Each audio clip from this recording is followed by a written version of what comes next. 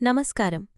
మన హిందూ సంప్రదాయంలో ప్రతి శుభకార్యం, పూజ, హోమం, యజ్ఞం, వివాహం లేదా కొత్త పనిని ఆరంభించే ముందు వినాయకుడిని పూజించడం ఆనవాయితీ.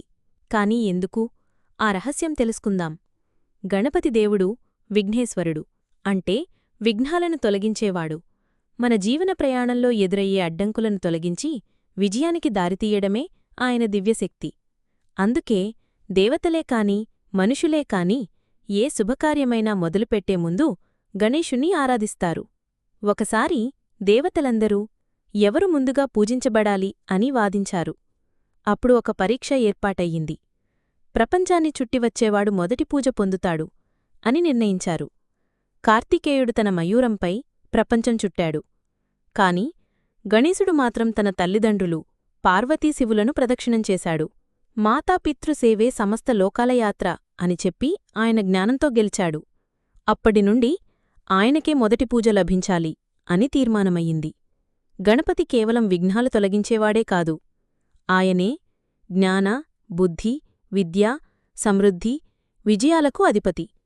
విద్యారంభంలో, వ్యాపారంలో, కొత్త పనిలో ఆయన కటాక్షం తప్పనిసరి.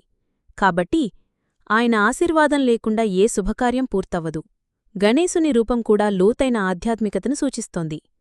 ఆనేక ముఖం, అపారమైన జ్ఞానం, విప్లమైన చెవులు, శ్రద్ధగా వినే గుణం, సన్నని కళ్ళు, ఏకాగ్రత, లోతైన దృష్టి, విస్తారమైన ఉదరం, సహనం, సమతుల్యత, శక్తి. ఆయన రూపం మనకు సహనం, ధైర్యం, జ్ఞానం, విజయమనే గుణాలను నేర్పుతోంది. కాబట్టి ప్రతి శుభకార్యం, ప్రతి ప్రార్థనా ముందు గణపతిని ఆరాధించడం అనాదిగా వస్తున్న సంప్రదాయం. వినాయకుడు తొలగించిన విఘ్నాలు మన జీవితంలో విజయానికి మార్గం. ఓం గం గణపతయే నమః. ఇలా గణేశుణ్ణి ముందుగా పూజించటంలో ఉన్న ఆధ్యాత్మికతను మనం చూశాం.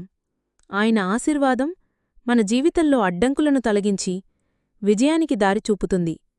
ఈ వీడియో మీకు నచ్చితే లైక్ చేయండి.